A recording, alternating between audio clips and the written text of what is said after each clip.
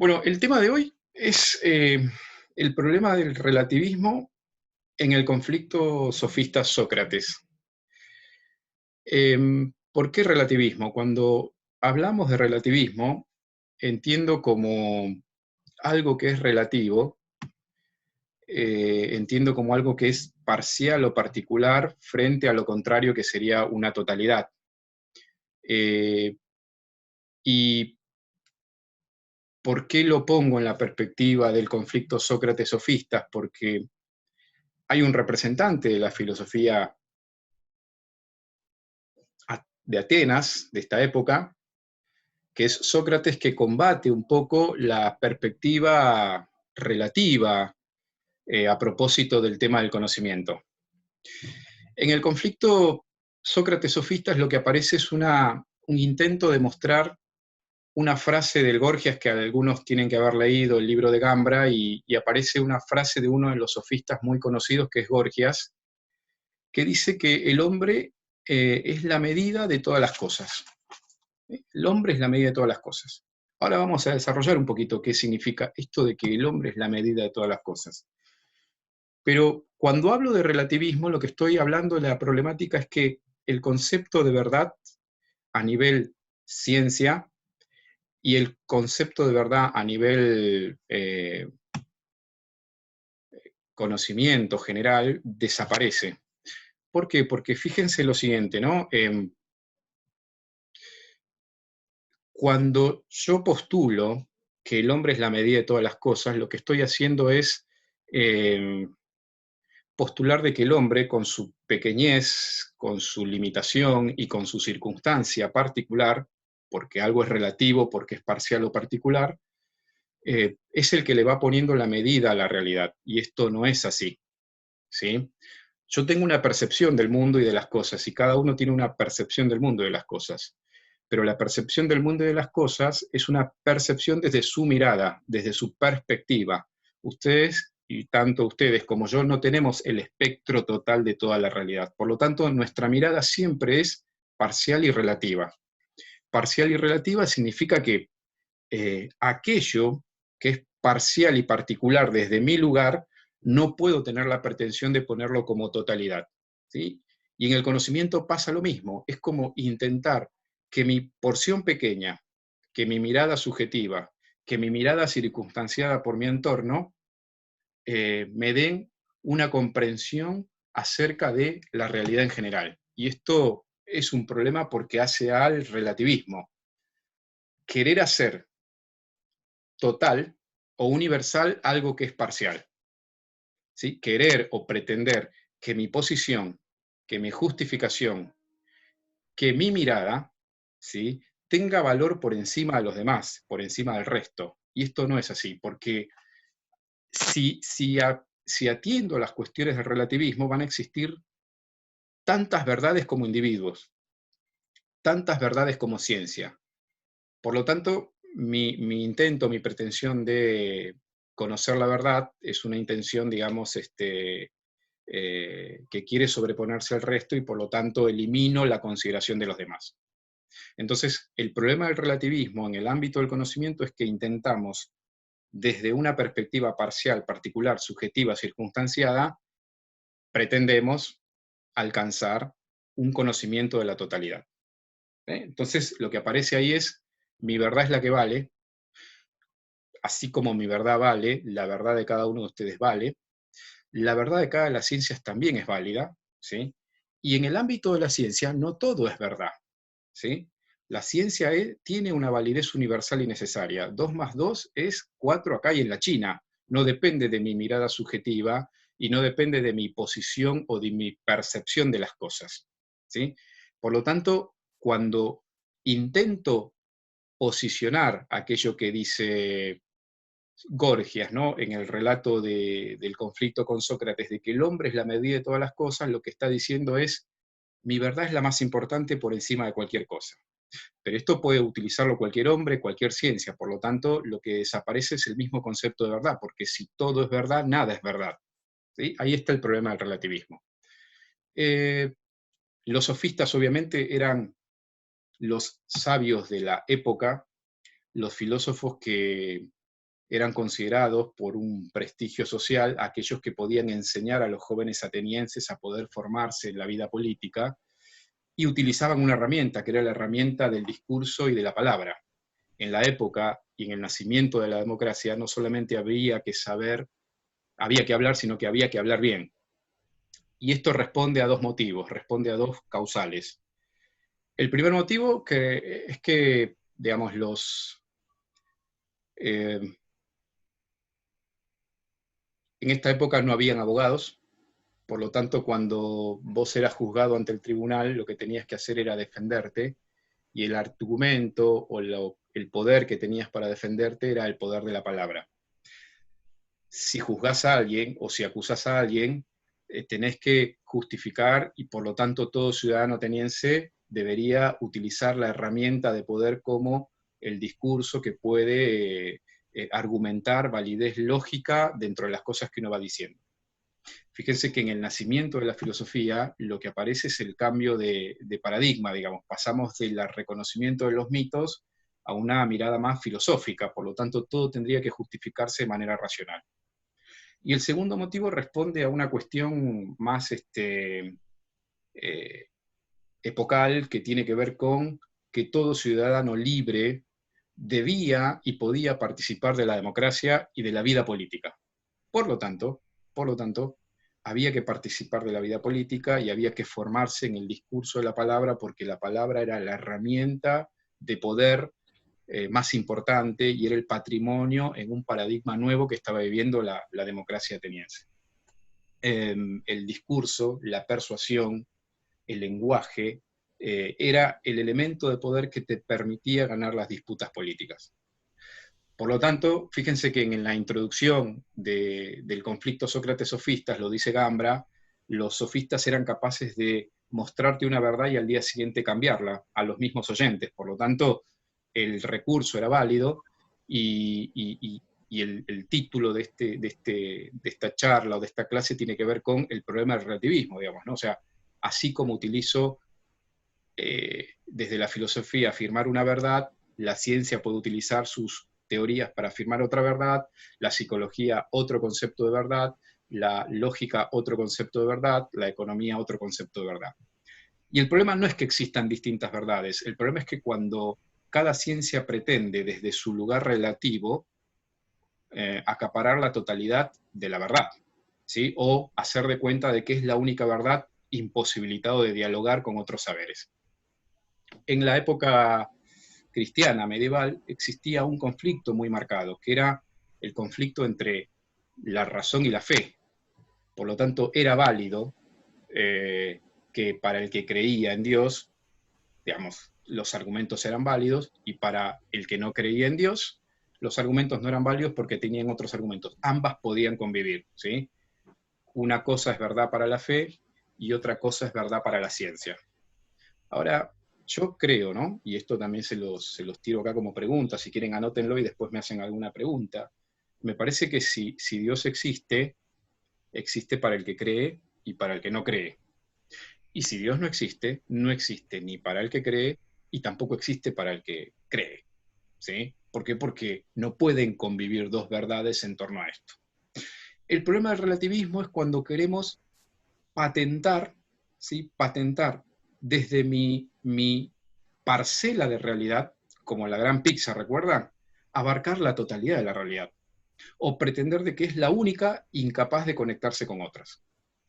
Y esto fue un conflicto que se dio en la época de Sócrates y que perduró durante mucho tiempo, porque hoy también vivimos una época en donde si alguno te dice, ah, bueno, es tu verdad. Bueno, pero así como vos tenés tu verdad, yo tengo mi verdad. Ah, bueno, como vos tenés tu verdad, yo también tengo mi verdad. Por lo tanto, si existen tantas verdades como hombres existen, lo que desaparece es la categoría de una verdad que esté por encima de nosotros.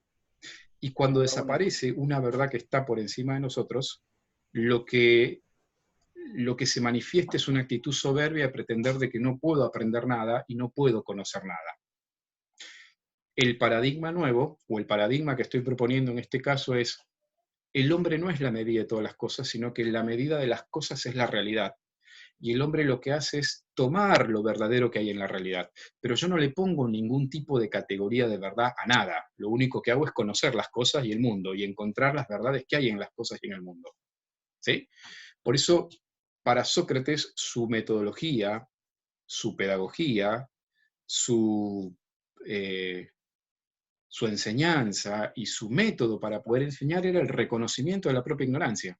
¿Sí? Sócrates era el filósofo que, como condición, como condición para poder entender o alcanzar algo de la verdad, se requería como una especie de estado de ascesis. Ascesis es como una especie de negación sobre uno mismo. Suspendo todos los juicios aún de las cosas que creo saber, y suspendiendo los juicios aún de las cosas que creo saber, lo que hago es aprender a ver si puedo encontrar o algo nuevo, o si lo que yo creía que era verdad es lo correcto. Por lo tanto, requiere de un trabajo de humildad. ¿Sí? La humildad es la virtud, la manifestación humana en donde uno se deja decir por la realidad. Yo no le pongo medida a la realidad, sino que la realidad me va contando cómo son las cosas, y yo voy como una esponja tomando todo lo verdadero que existe. Este es el problema conflicto Sócrates, ¿no?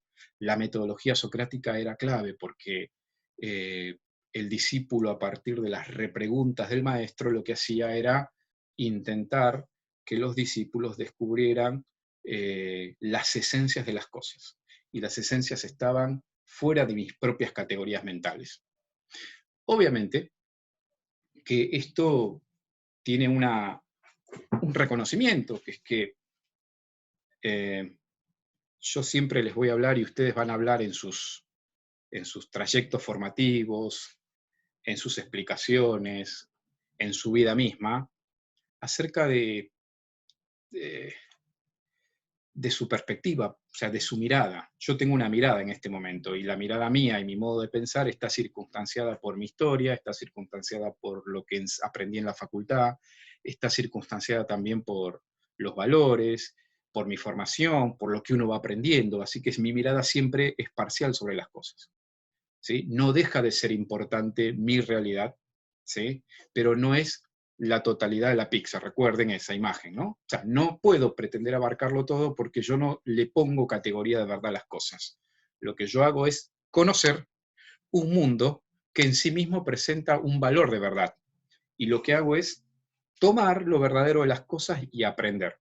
Esa era la metodología propia del maestro cuando se acercaba y cuando sus discípulos se acercaban y él podía trabajar esto, ¿no? Fíjense que el relativismo de esta posición, el hombre es la medida de todas las cosas sofista, es la otra cara del escepticismo. El escepticismo es la postura nociológica viene de gnosis, teoría del conocimiento o conocimiento. El escepticismo es la postura nociológica que fundamenta que es imposible para el hombre alcanzar algún conocimiento acerca de la verdad de las cosas y del mundo. Entre otras cosas porque dicen que en la historia del pensamiento las teorías han ido cambiando, por lo tanto no hay una verdad absoluta, por lo tanto no es posible alcanzar el conocimiento. Esto es anticientífico porque todos estamos acá indagando algún aspecto o alguna parcela de la realidad porque entendemos de que existe una verdad. El científico, el artista, el poeta van tomando verdades y van mostrando, van viendo, van descubriendo que hay una verdad que excede su propia categoría mental. En uno de los capítulos de Merlí, el escepticismo era una posición. Ustedes recuerdan, si los que vieron la serie, hay un capítulo propio del escepticismo que yo se los recomiendo. ¿Por qué? Porque el escepticismo es la otra cara del relativismo, ¿sí? Desconfío de mi capacidad para alcanzar el conocimiento de la verdad. Y como desconfío de la capacidad de alcanzar el conocimiento de la verdad, lo que sucede es que no me interesa, no me compromete, no me vincula. Si ustedes recuerdan el capítulo de los escépticos en Merlí, ¿cuál era la posición? La posición de Merlí era: el hombre que es escéptico de alguna manera no se compromete con la realidad porque se manifiesta como indiferente, ¿no? Es como si yo no pudiera entender de que existe algo por el cual uno intervenga. Y es una manera de presentar cierto modo de vida escéptico. Nada me interesa, no existe la verdad, da todo lo mismo, propio de una cultura desinteresada por las cosas que van sucediendo. Eh, existe la verdad, no sé ni me importa, o sea, no tiene sentido, más o menos me voy acomodando. Por lo tanto, el escepticismo es la desconfianza en el hombre por alcanzar algún modo de conocimiento de la verdad. Y esto es anticientífico porque, y antiacadémico y antipensamiento, porque ustedes saben que a lo largo de la historia, si bien es cierto el hombre ha ido cambiando los paradigmas, también entiende de que hay cosas en las que hemos avanzado, ¿no? Hay cosas en las que el hombre ha avanzado para poder comprender mejor el mundo. Entonces, la primera tesis, a partir de estas dos perspectivas, ¿no? El escepticismo, postura nociológica, y el relativismo acerca del conocimiento, en la aporía o en la paradoja sofista Sócrates, es que eh, el hombre puede acceder al conocimiento de la verdad, tiene el potencial para hacerlo, porque tenemos la mente y la razón que nos permite interpretar el mundo, y por sobre todas las cosas que las ciencias pueden dialogar unas con otras. Si la filosofía se desprende de la antropología, si la filosofía se desprende de los datos de la realidad, si la filosofía no toma los argumentos del psicólogo para entender los vericuetos o las cosas o el cableado de la mente y de la neurociencia, la filosofía corre el riesgo de poder alejarse de la realidad. Y cuando se aleja de la realidad, elucubra sobre teorías. Y ese es el error. Y eso es lo que no debe suceder. De la misma manera, no sé, pienso en un ingeniero de sistemas. Un ingeniero de sistemas tiene que articular conocimientos con economía, tiene que articular conocimientos con administración, tiene que articular conocimientos con el mercado, tiene que articular conocimientos con marketing, tiene que articular con un montón de áreas que no son propias de su disciplina, pero que le dan un abanico y una perspectiva más amplia que su propio saber no se las brinda. Porque si no, lo que desaparece es, yo me quedo en mi rancho, me quedo circunscripto en mi área, en mi lugar, y de ahí no me muevo. ¿Sí? Por eso era importante la metodología socrática, porque la metodología socrática es el recurso de la palabra. Sócrates también utiliza la palabra como lo utilizaban los sofistas, utilizaba la persuasión porque tenía una enseñanza muy particular. ¿Sí? Sócrates no escribió nada. Todo lo que conocemos de Sócrates lo conocemos por los diálogos que nos han proporcionado la filosofía platónica. Utilizaba la ironía para poder interpelar a los alumnos y a los discípulos, y a partir de ahí hacía que cada uno confesara la propia ignorancia, aún de las cosas que más sabía. A partir de la enseñanza, digamos, de Sócrates como el gran maestro, Sócrates era como una especie de, no sé si alguno conoce, o seguramente fue, o conoce, o vive, o vivió, o vino en algún momento del campo. ¿Sí? En el campo están los caballos y las vacas, digamos, ¿no? Vieron que hay como una especie yo pregunto como si ustedes me fueran a responder, pero más o menos entiendo para los que más o menos conocen el tema y después lo podemos charlar. Vieron que en el campo los caballos y las vacas son siempre molestados por un bicho que los está como aguijoneando constantemente, que es como una especie de mosca grande, gigante, que los está como aguijoneando y molestando, que no los deja dormir, que los empieza... Bueno, Sócrates en su vocación y en su eh, concepción de para qué había sido llamado a este mundo, dice, yo soy como una especie de tábano que he venido a aguijonear a este gigante, que es como una especie de caballo gigante que sería Atenas, para molestar. Sócrates molestaba porque despertaba la conciencia de los atenienses, porque quería denunciar aquellas cosas que no estaban bien dentro de la democracia, y fundamentalmente porque quería abrir los ojos a una enseñanza nueva. El maestro para Sócrates, él se presenta como aquel tábano que molesta, que molesta y que molesta, y que se presenta como el maestro, el gran maestro. ¿Qué es el gran maestro? La enseñanza socrática es la mayéutica, ¿sí? La mayéutica que era el oficio de las parteras, la mamá de Sócrates era partera, y no se presenta como el profesor o como el maestro que te decía, mira, pagame por tus enseñanzas, ¿sí? Y yo te voy a dar un cúmulo de artilugios para que vos puedas defender cualquier cosa. Era distinto. Dice,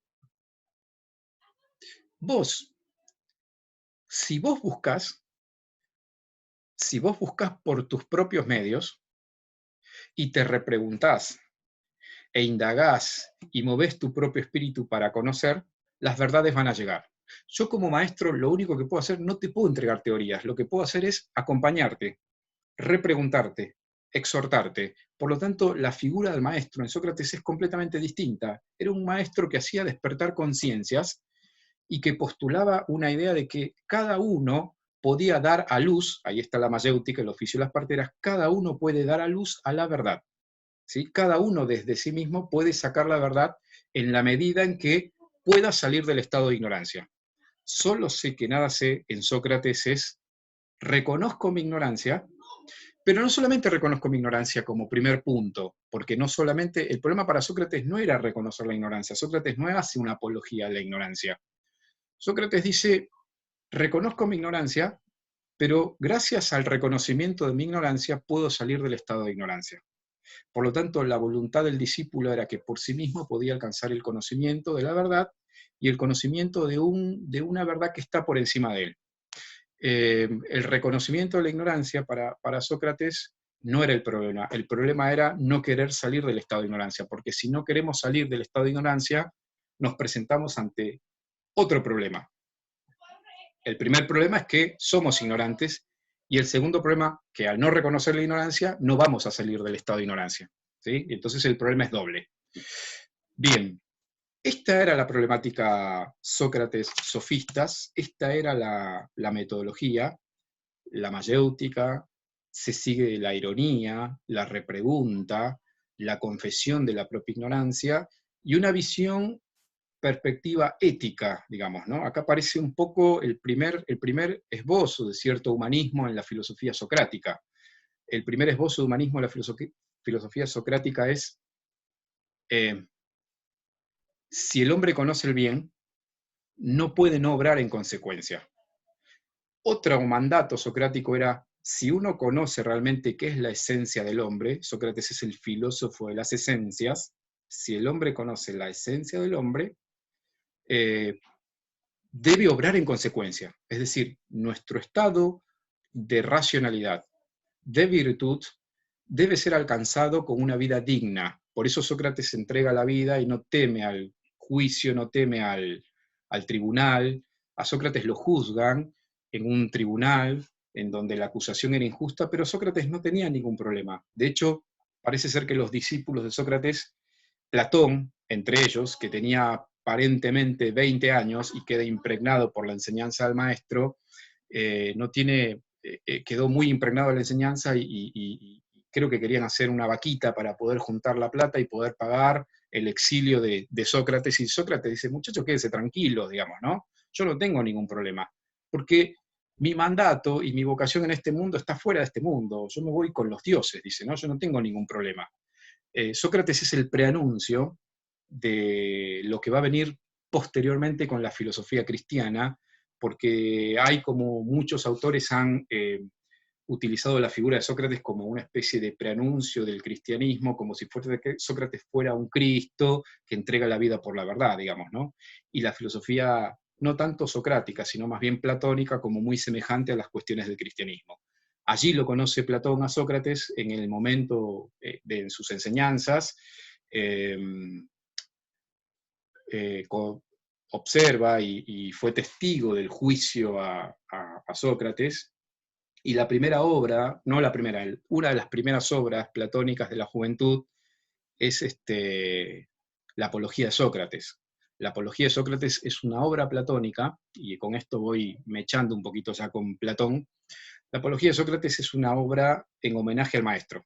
Sócrates dejó una enseñanza y una huella muy fuerte en el corazón de Platón, que Platón en sus primeros diálogos, especialmente en los juveniles, lo que hace es mostrar no tanto el pensamiento platónico, sino más bien mostrar las enseñanzas del maestro. Cuando uno lee la Apología de Sócrates, que es la defensa de Sócrates frente al tribunal, el Sócrates de los diálogos es como una especie de calco de un poco la filosofía socrática, no tanto platónica. Más en los diálogos de madurez sí está como esbozado la concepción de la realidad en Platón, digamos, ¿no?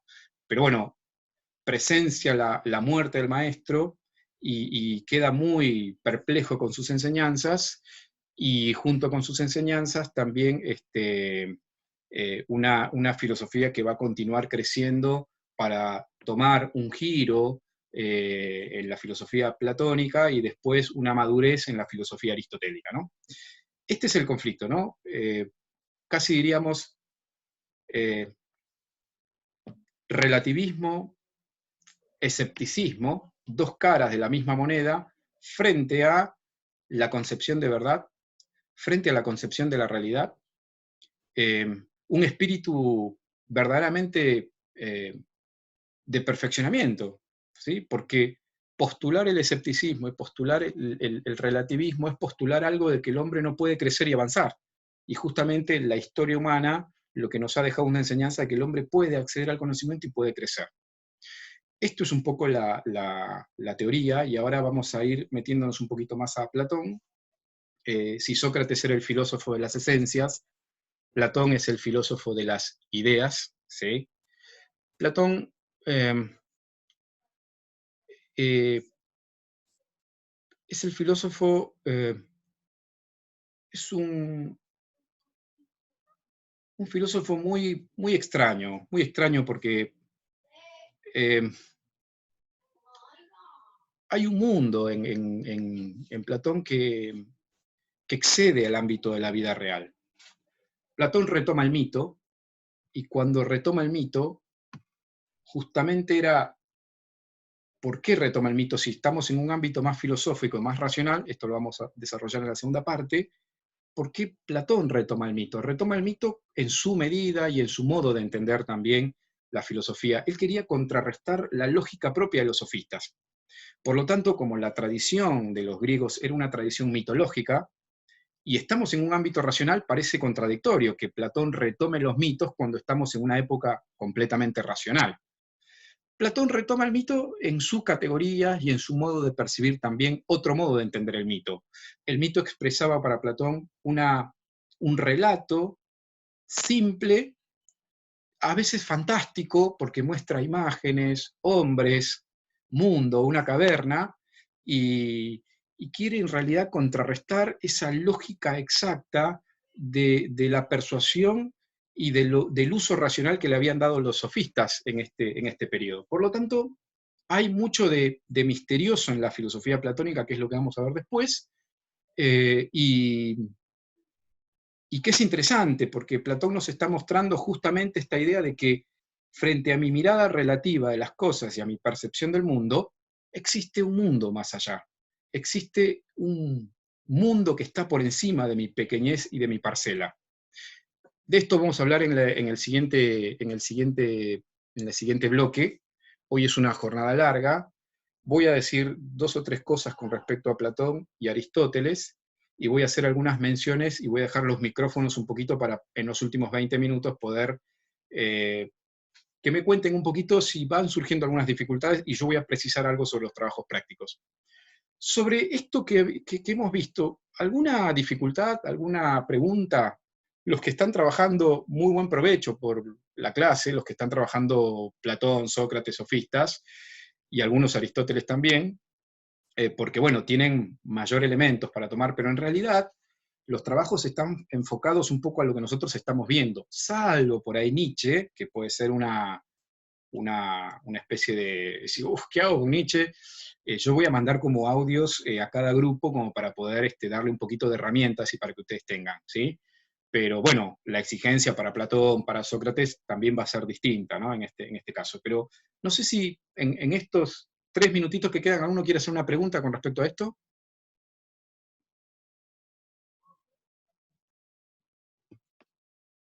No, todo perfecto, profe, por mi parte. Bien, yo los voy a liberar ahora Vayan a recargar los celulares, conecten las computadoras, tómense algo fresquito, ¿sí? Hoy es viernes, pueden tomarse alguna cosa interesante y rica, y nos vemos en un ratito, ¿sí? Y 55 habilito otra vez el aula para poder encontrarnos en lo que queda de la clase. Desarrollaré mitos platónicos, Aristóteles y consignas para el TP. De todos modos, no se queden inquietos porque seguramente en el transcurso de las clases voy a ir desarrollando más cosas que a ustedes los va a dar como más elementos para tomar para el trabajo. Lo pueden ir afinando, lo pueden ir trabajando, ¿sí? Pero bueno, es importante que no se angustien con respecto a esto, que hay una lectura un poco general sobre los temas y ustedes tienen los elementos para poder hacerlos. Y lo que yo no tenga lo tiene mi compañero, que leyó otro aspecto, y la idea es que ustedes puedan articular, básicamente, ¿sí? No es que si yo no sé una parte me angustio, sino que de alguna manera el trabajo es articular un poco estos aspectos. Bien, Pablo, sí. No. Bien. Bueno, nos vemos en un ratito. Vuelvan, ¿eh? Bueno, profe. Dale, profe, gracias. No se vayan. Okay. Gracias, chao, profe. Chao, chao.